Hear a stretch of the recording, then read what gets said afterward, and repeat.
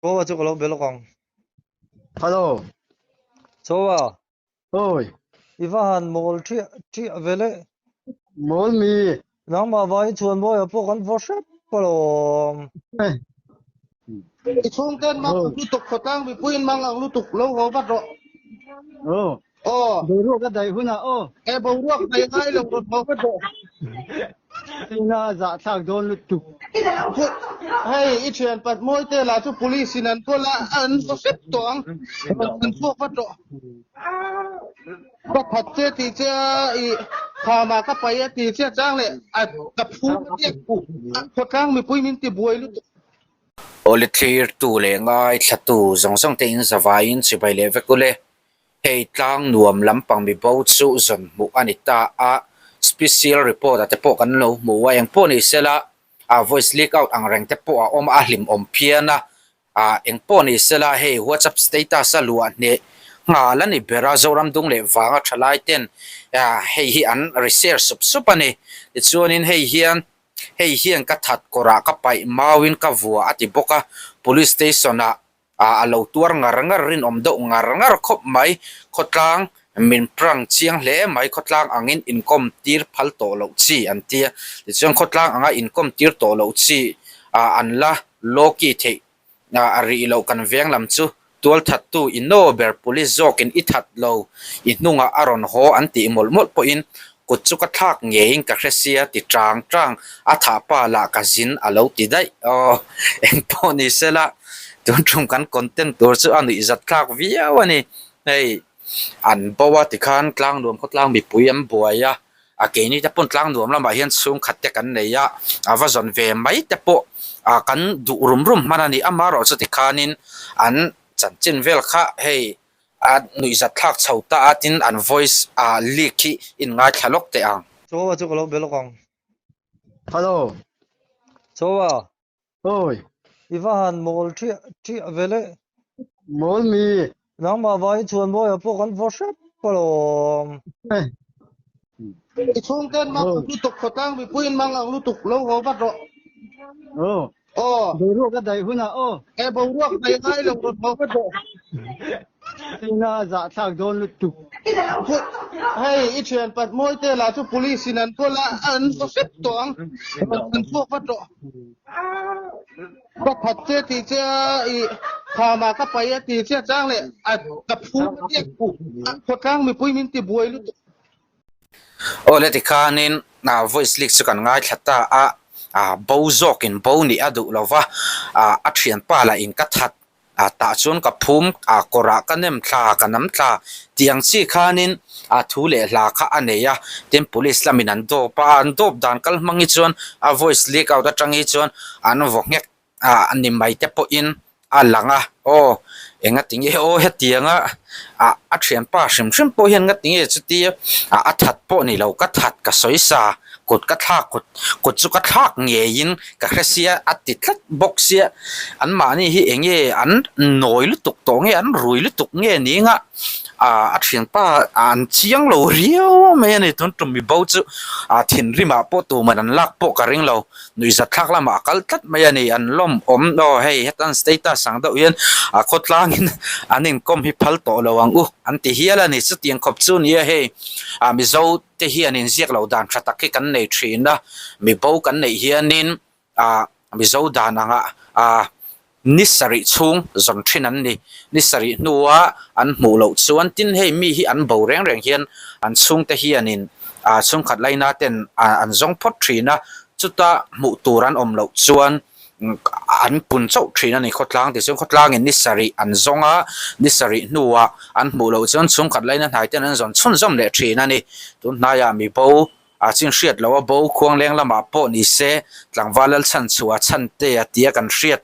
tia hriat lar mai kha bo ve to boka ani phei chu an lam mu lo wa tun thlengina zia lo khop maya tun la ya mi bo an om ta zau maya hei kan chuak do na mo khoi ilowa po kal do ni la hei thren om hnai te ani ngot lo chuan chung te ne na kan thil ti tur hi hrin a tha khawm mai chu tiang ani lo chuan kan chunga chin hriat lo wa bo na ang chi tin hei tun lai phei chun smartphone kan nei fur to kan location hi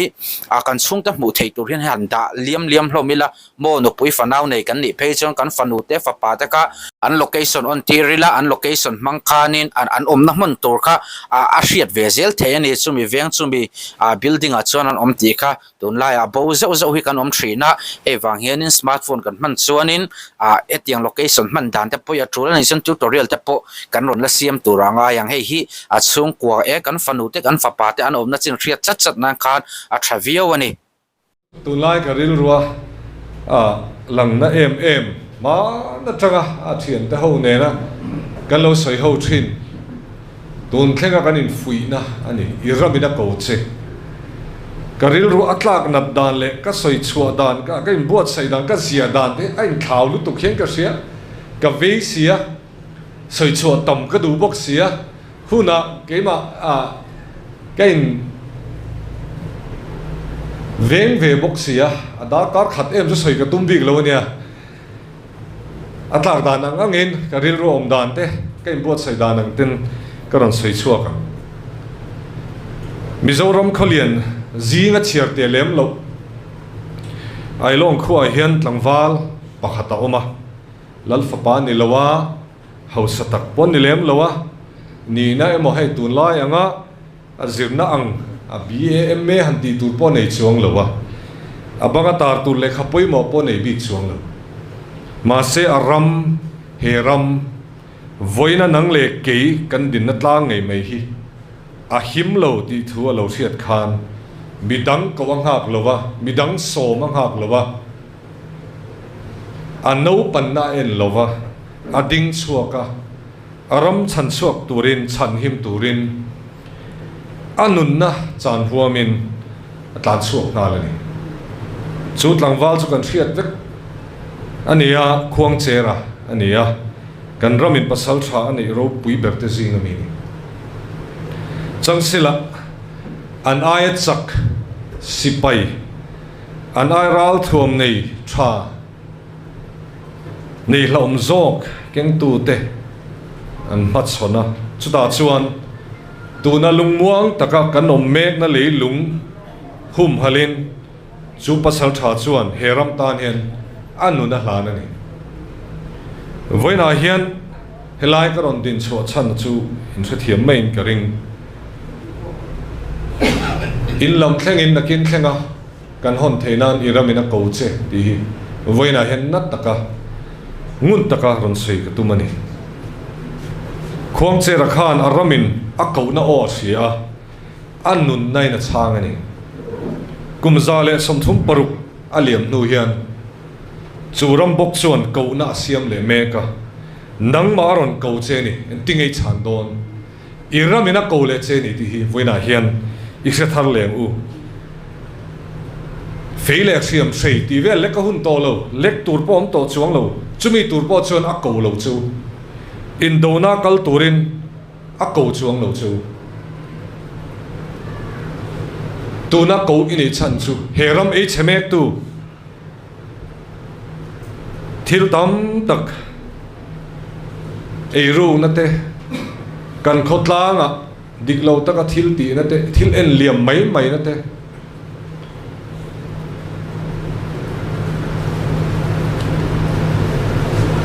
duap na te atak kheng lei theilo thil in te se tak taka thil soi chia matanga pen chuak tu te han ko kan ni min e che tu hi tam tak soi tu ra tam lu tu kan khotlang nun thleng hian aniam o ti te mi mala ngai dan soi zut zut thian zo soi zut zut a ho ngai dan dang ni le te ten min HM ti te kan ngai tua ngai chumi tang chuan kan din chuang ngai pasol da thar din chuak turin a ko chewa sheom poisa lo le har san na po to ngam turin ko in ni mi te nan nui zat hial khopat suang tuana ro pui nei turte an nui to mak khenga taima taka chu thil chu ataka thlen tir turtein a ko chu ni ril ruwa cheng reng ti chak theilo ni in hriat tlang kha ruwa ma tanga pen chuak tur khan ko ini ahim ching na tang chawa du soi thin kha bidang te ni chung chang an soi theilo na hmuna tanga lo pen chuak tur le soi chiat po lau lova iram ta na pen chuak tur ko ini ahim chin na tang jon soi ola lawm ataka pen chuak tur ko ini ti hi ka soi tiga nge contract na ka thaw ve adang tiga nge ka mu leang a kan party sarkar ve huna eng na nge ka thaw ve theyang ti te mo ka fa te hian en tin nge nan mu ve theyang chu mi minister chu en tiga nge ziah sakanga awan nei theyang ti ring mut angai to na senga in omnam muna tang khan ram ve turin pen chuak turin a ko cheu ni ti hi ka soi tol du ni immangai na masa kum tam takilo wa vai pui to helai muna mi hi kan ni fe kang hei upa pui kan ni ramin ve ti ka sia ngun takin in lo ngai to thin so kan na top thin te po kan neng lo nei tu te kan nenga sum dong ei zong chi sang sanga mala tu kan nia re taka ilo ve to thin heram hian ma son sel het hian ti sela iti na thin lunga kha I mangai masa kha mangai le turin tuna hian ko ini ram kan ve na le kan ti tur ko kan ni na chen achin te kan thei na poi nang lo mai thei le khabu ziak tura ko ini chon ram ve na ne kan ziak mai ro sum dong tura ko ini chon sum don na kha ram ve na ne khan ti mai ro pen chuak ro huai sen ro soi chuak ngai om ne chon soi chuak mai ro article khai ziak cha ne chon ziak ro chumi tur chon tun hu na hen ko ini ti hi ka soi du ni ram in real bol na hen dang lam na siam thei tura in ngai ni chon politics salut mai ro helai muna lo te chu politician vek kan ni kan hun set mang tu ti lo chu ka thom lo ngai thatu helai social media achuak lenga alo ngai thatu te kha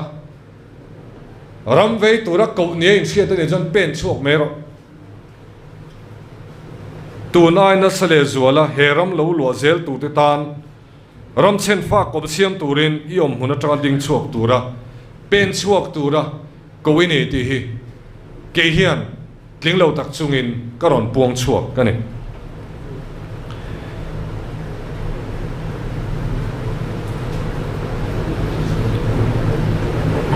tuitla chan chuak tur chuan tuya lu ve ngai pona tanga lo au vak vak lo vai vak vak hinom siam do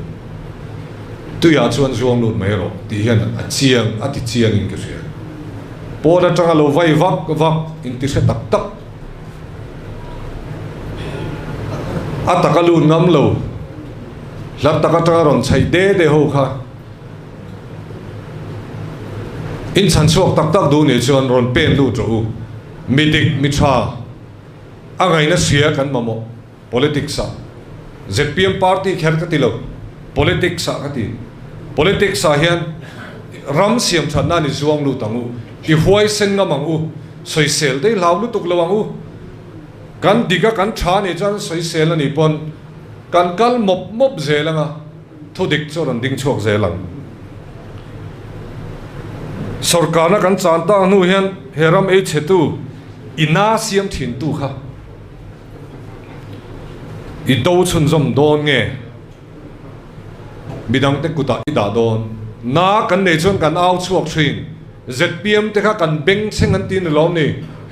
bur chekhon riang an ni te min ti kan beng cheng ania na kan nei tlat si na ne au chuak kan nia kan na ta wangin kan kal khoma pol sang sang om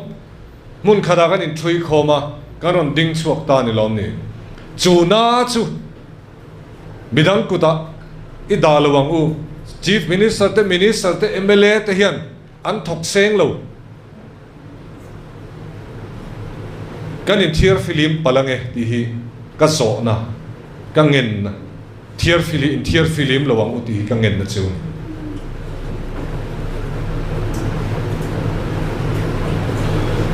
tha ti chak kan mamua tran pui kan mamua fuih kan mamua chumi tan chuan tong trai sak na te kan mamua chumi tan chuan ma min lak wi ro utin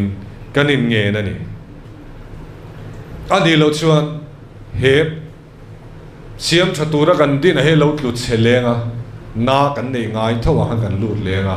a ai nine kan tu sil palangi ngai tu nei senga mu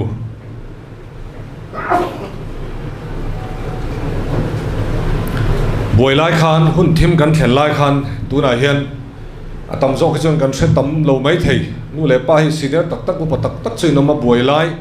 a buổi tir lai po in siang attention kan mi ma sa te khan an tor na le an thorim na kha sa go somriat parwa khan an ta cha a phubalak a in rem na an thlang zo ka in ngai dam na wang chawin state ral mong bera kan in chal ngam chaw ani kum sa go somriat paruka pi sakot rem na thu thlong si ani khan pen tui mang chawa si ani lo an fapa te than thima zal tu in le lo chan tu ngai sak le diriam tok tu ma se ngai dam na thlang jok tu te mit tui ne na si na nei chu wangin heram hi mit tui le thi sen tin ani kan ti hian ka sei so loving ka sia ani na dik tak karon soi ni ipu thi sen kha heram leilu a hen alo far to thin ipi khan tui kha heng huana te lowa te alo far to thina inu le pa te in pek na wangin le thorim na awangin tu na thom na moi tak kha in bel thei chawani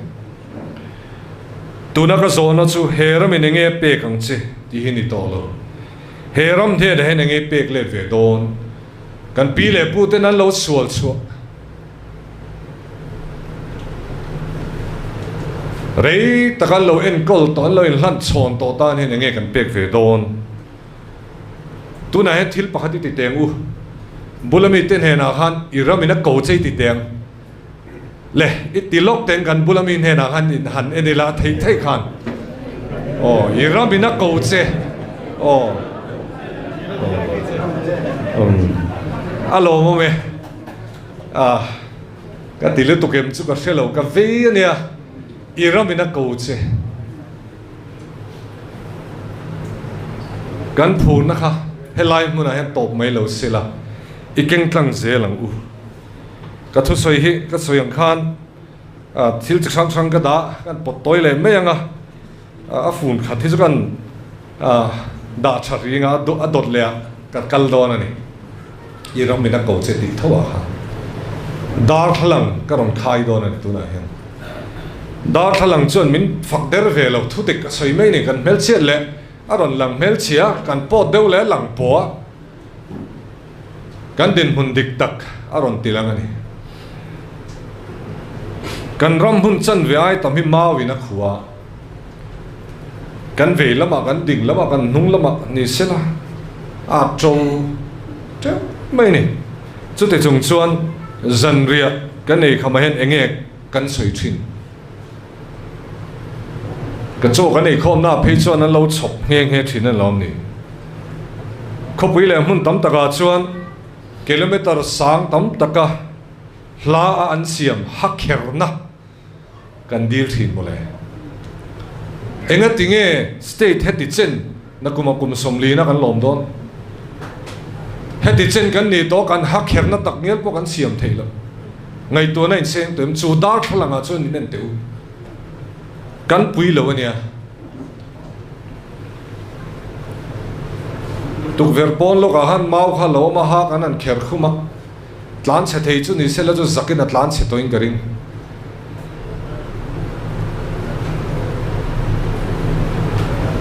kan nei tam em kan bula tro tam em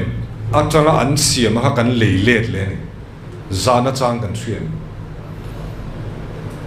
ha kherna maya top lo India rampuma so thing chaber berte singami kan thara ginger capital kan inti ni tuna chuan kan phurchuak zo cho puisan donga doran kala vai siam ginger garlic paste kan leile state kum somli kan ni to kan so thinga tha kan tia company pakhat chon an siam ve an ni ba so siam po kan company som thum ro li siam to tur kan ni chu dar thalanga chu ni ne nang u enga tinge eng wangin nge midang siam kher turin enga tinge kan da midang ina a hlutna ti pun kher turin nga tinge kan da ngai to na kan seng phaloem ni kan seng phareng enga tinge ziti tu kan ya management lamte kan ngai to thina chumia chuan commerce te kan zirti ra kan boy pui bera chu pain ani PAIN kan soitir lap lo thin zir lai te enge kan nat na he kan nat na hi tinge kan tuam damang ti hi company po na an nei thina sum do na han na thina tinge tuam damang ti kha zir lai exercise kan ti pui thin tu na hian enge kan na eng har san na kan nei lem na kan te corruption kan te ani nge mai amaro chu na dang kan nei kan ngai to te langai kan in to del lo lut tuk ka hi he na atanga kan in khai chu kan in ti dam hi angai tak zitani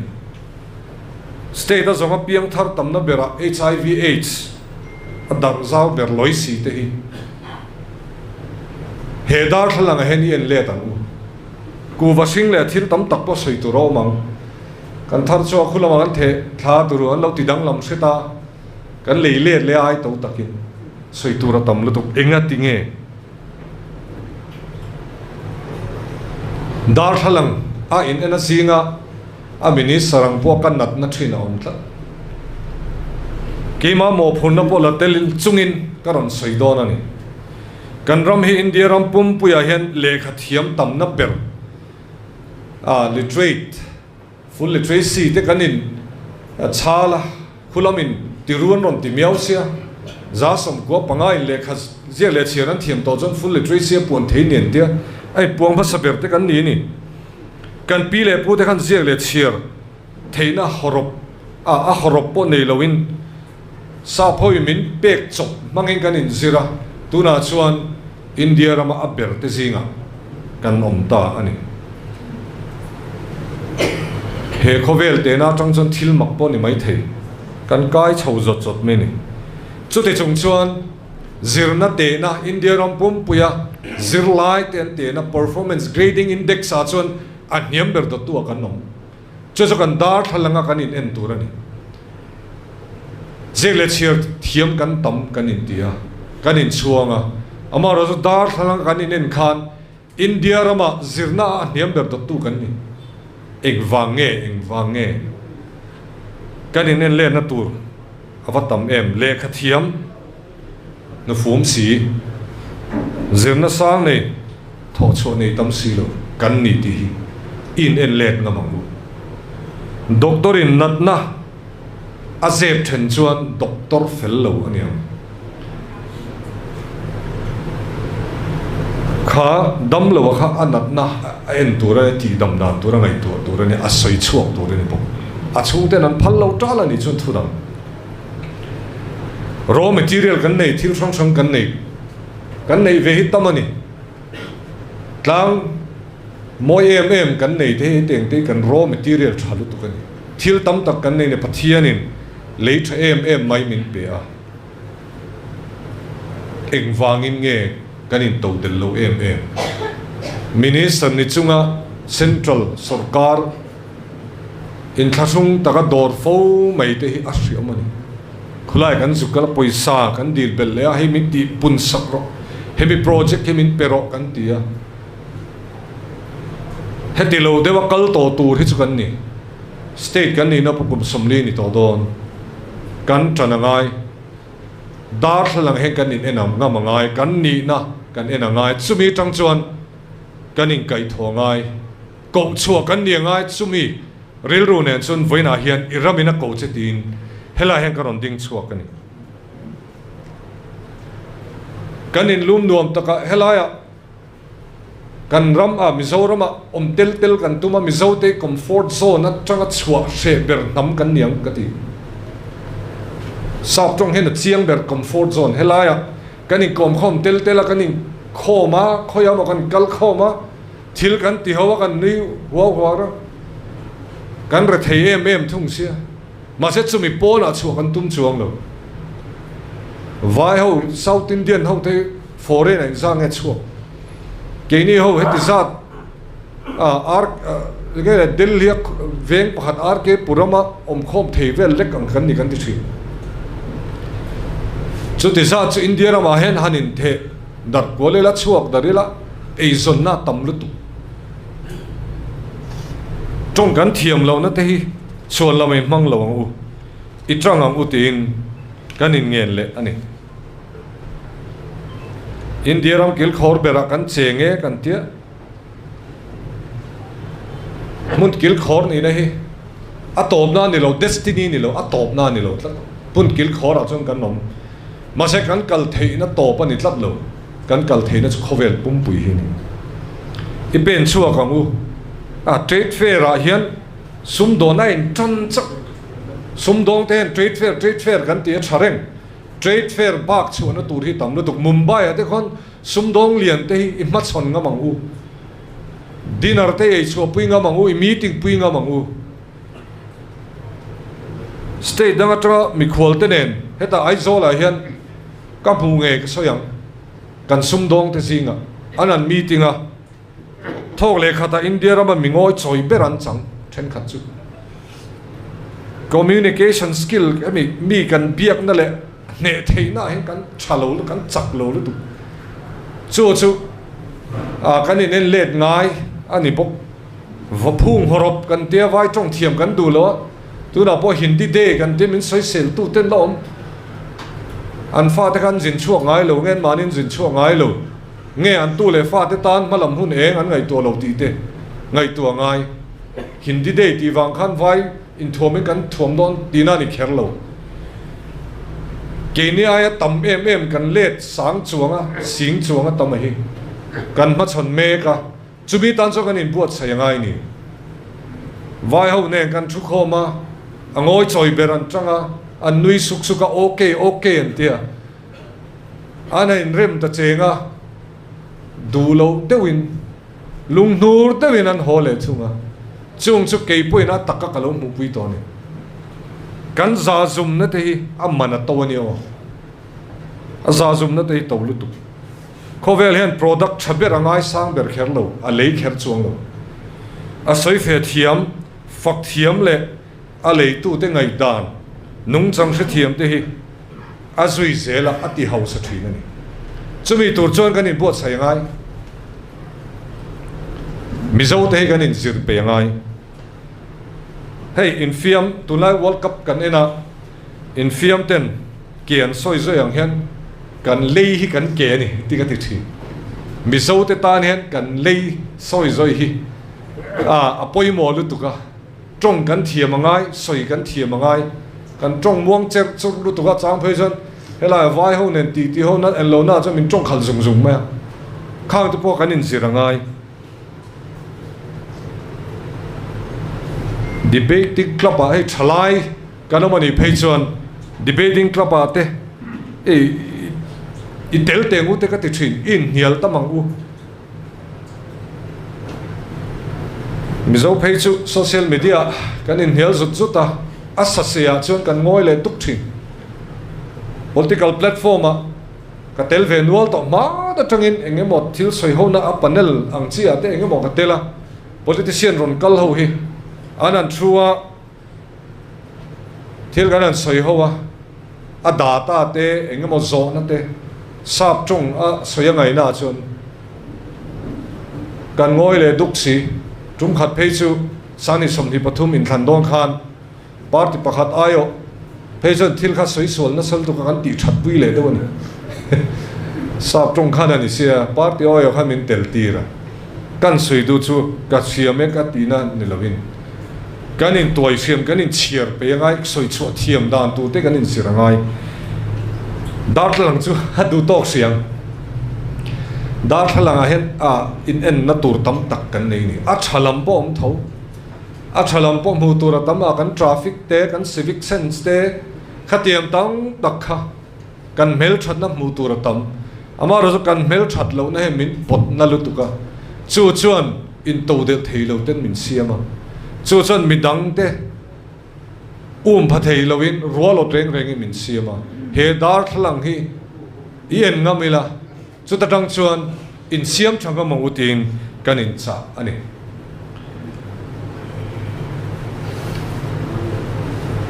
kanu le paten sang sugwa somriat paruka remna theina thil tam tak an tuar chuak ka tunami te po tuna kanu le pa kan senior tam tak local te po hi in ni a chumi ma po chuan a violent te om chowa voi tam tak a oma chuda po chuan mi tam takin heram tan hian nun lan lo chan to a sang sugwa somruk le paruka independent sual ania kha thilawang po khan kan tholai tam takin heram tan hian nunna an chan ani chumin huwa chuan remna kanan nei ta a ramral muang ram panhi kar che mun poimo strategic taka kan ni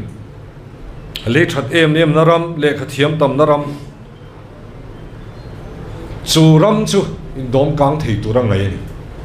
enga tinge kan in dom kang thei lo enge kan har sat na tuna hen se pm chuan sop kana kan an changta hen holding kan tia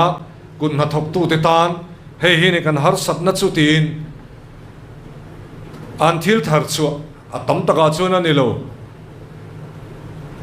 so thing te ayeng te marcha te mun phia te kan an leita kan ti chho me kini po hian kan ti dik veke chu ka ti chuang lo ti thattur in zir tur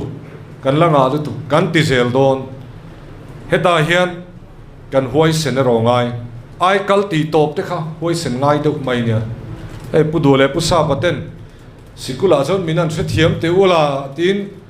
fiam thu ti tak dewin kan soi chu e a theilo saju hi khoya nge a mei hi bultran ti la a bullet tanga tananga bultrain tanro ziti tu ma hi se thiam tur ni lo antia ho tu pani an huai sena wanga ai kal ti top kan ni a tur ber tu chu kan ning ria amaro chu huai sen na ne tu nen se pm aron ding chuaka ei ru na chung changa po kan chief minister he min fuih na sani minister ho dei in ming chiat ve chuan soi turin om chuan in din mun hena tuar don min tia a minister te han kut kan beng dar si kan in fuih ton tri chief minister huai sen in min kai suaya chief minister a minister te enton theitura pen nga min kai suaya minister te theitop kan suwa poin ka sia kan mla te po hian theitop an suin ka sia party lam po hian theitop an on so chiang chuan kan kal ho me kan heram kan nu le pa te na kan pi le pu te na min lo pe ka hi min lo nu chia hi ani na tur dik taka shroi kheng tur hian pathian chang na ring chunga kan tiangai kan thalai te kan nu le pa te iramina ko cheu ni huai sen ro pen chuak ro tin kan in ko ani toy te ramdanga kan zil le lok teng ramdanga zin lokang toy te South Korea izinang South Korea hi indo pui pani na zo khan an tu chena sal tu kan ni chumi zo chon ana in ten sanga online do zui North Korea le South Korea in do a an che em mai ni chumi atang chuan aron ding chuak le theia chuan khat ani generation anti chuan khat chau mangin aron in khai chuak le theini South Korean tu sop tak tak khachu mithiam te khan reilo te kum som chung in heram hit lu sopanga aninen kol theilo wanga ram dangin anen kol ngai don an boi pi ngai don ani tin an lo zia ka ni amaro chu chu thil chu do ta chantir ania do ta chantir chu an thalai te le an ram soi tu ten ni an thalai te khan ina karen an nei lo wang khan anin dom kun lowa pona zana street light noya le khan zira engineer an ron ni chawa mithiam i doctor te ram soi thei tu ram en kol thei tu mithiam an ron ti chawa an ram soi tu ten thalai ho ka o hi boi pi ru len te company ten din tira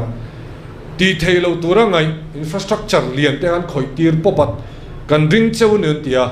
ram shroi tu in thalai an rin na awangin South Korea chu tuna chuan long siam tu te electronics bung ro tam tak kan nei siam tu te an lo ni ta tuna phaisan K-pop thengin minon zon to ne ador le Estonia ikal de song song Estonia izin le Estonia hi aming chu kan fiang ma se chanchin kan shibak lo mi the Europe a hen marlama hen om vea Soviet ake chiat khan sagas kwa sum kole pakhata khan anin dang vea an rabare thei khop maya karon soi chana chu Mizoram nen hian kan population ai nang vel ani noi som pathum vela population nei ven ni mi hring oman ni aka an ramero chu ke ni ai na let ai tam set in a lian thung ai kalpona ti vel ko boy phui boy thak zok man ni a chu amaro chu thalai ten ring ama kum sa ko som ko pakhadan in dang chana ko nia prime minister nia an prime minister kum za chu kum sop thum pani ni thalai kuda khan ram malam hunanan da chi mai chu Europa digitization kalpui na saberan nia Paul sariatang coding anin zirtir tranani array to le ha Paul sariatang programming computer khoi thiam turin anin zirtir tran chu chu nge ra chu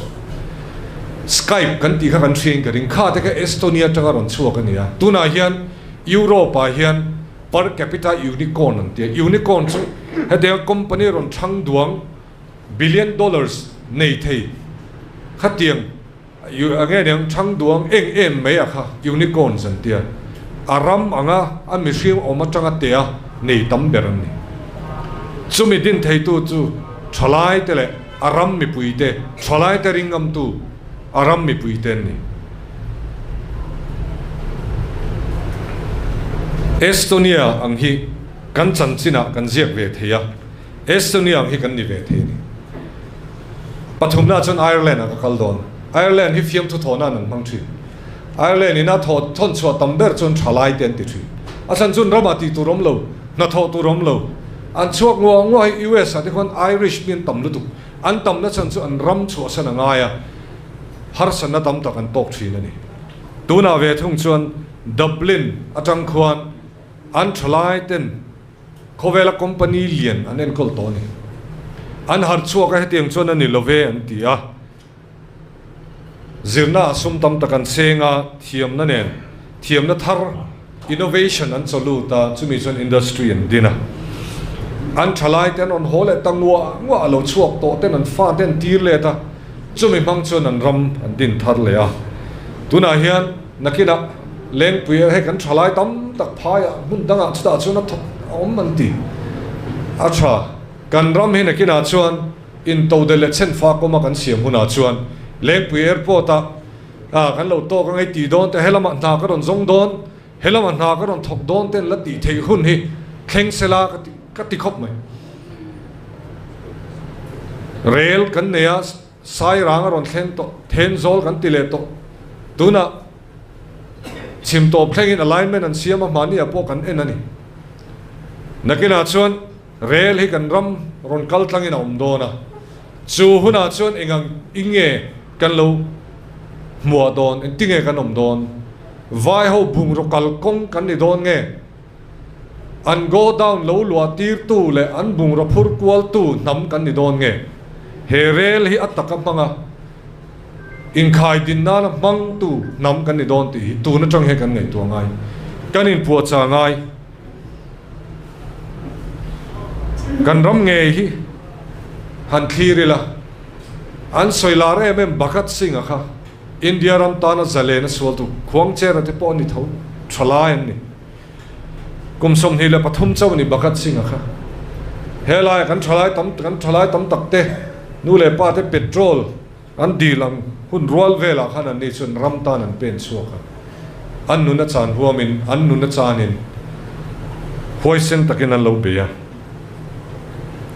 thalai te man tang kai an lo ni to thina kan ho tu te pu hola purama pu do te ngei po kha remna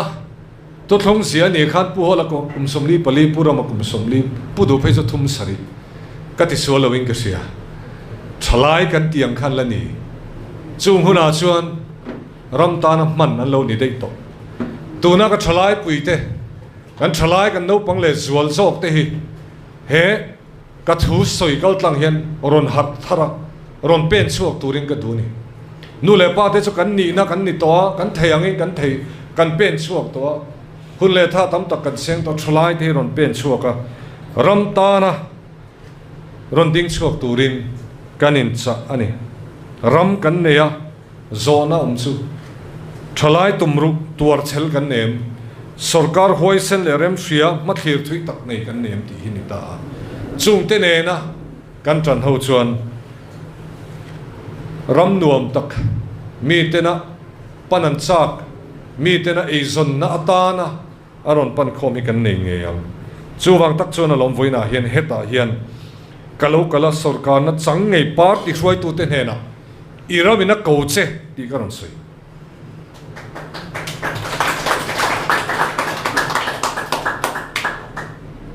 change danglam na ram ro rel na pathian ram tun din kan ti ke ma ni le achung te ang hong don lo phot chuan danglam nei chu kan du kan chung te ang hong don chuan danglam nei kan du lo ni te minister do kana train ka mu chiang lu ke ma ni effect don phot chan puma than hei chu ti lo sam te ti hi ka tong chek change kan du ne chuan atluan tleng ni duang u dik na kan du ne chuan atluan tleng ni duang u huai sen tura min du ne chuan huai sen tlang turin min be sei ro na lak chung changa te hian soi chin ron nei ro contract chung changa po hian soi dan chin ron nei ro ka ti tol du kan ram siam thang kan te kan ding chua ka kan tang ho ni lom ni I huai sen tlang u huai sen turin kan chief minister te kan MLA te kan minister te hi iti chak tlang u kan chief minister te a khawai thak hi ka ti ngai mai ka pu he ti sam theilom ni ti sam theilom ni kan ti lu hai lu tu huai sen tur chon ril ru film te ane angai ngai tu ana a se na ngai kan chim lu tu ke mo te ka ti thin I pen chuak ang u tu na kan din huna tang hian ing khai chuak le tem u dang lam na tam tak kan siam to kan huai sen na po kan tilang to ni I tilang tlang ze lang u I tang tlang te ong u ti kha karon sei le du a kum sang ni som hi pathum khan ka du to ngai do ne kum sang ni som hi pathum khan party no pang ber kham I pui te be sei na tinung tura ko kan ni a contract omo sum emo ni na in chu tura ko kan ni lo ro rel na pathian ram tun din tum kan ni khamole